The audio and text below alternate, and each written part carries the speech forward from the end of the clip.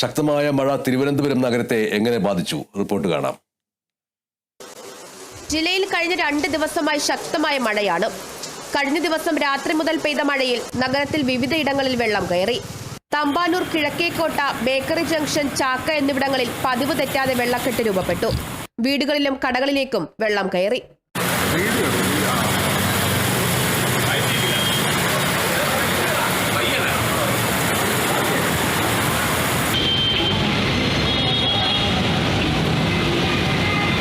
പൂജപ്പുര കേശവൻ നായർ റോഡിൽ അപ്പൂപ്പൻ കോവിലിനും ഫ്ളാഗ് സ്റ്റാൻഡിനും ഇടയിൽ ശ്രീചിത്ര റിസർച്ച് സെന്ററിന്റെ മതിൽ ഇടിഞ്ഞു വീണ് ഗതാഗതം തടസ്സപ്പെട്ടു. 5 തെങ്ങിൽ കനത്ത മഴയെ തുടർന്ന് വീടുകളിൽ വെള്ളം കയറി. ഒരു വീട് പൂർണ്ണമായും വെള്ളത്തിൽ മുങ്ങി. കിംസ് ആശുപത്രിയുടെ പാർക്കിംഗിൽ വെള്ളം കയറി വാഹനങ്ങൾ മുങ്ങി.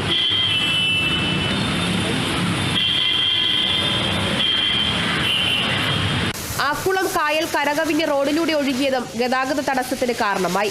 കാൽനട യാത്രക്കാർ ബുദ്ധിമുട്ടിലായി.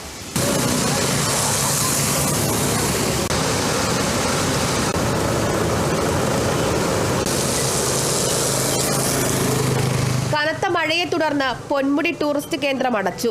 അരുവിക്കര, നെയ്യാർ ഡാമുകളുടെ ഷട്ടർ തുറന്നു.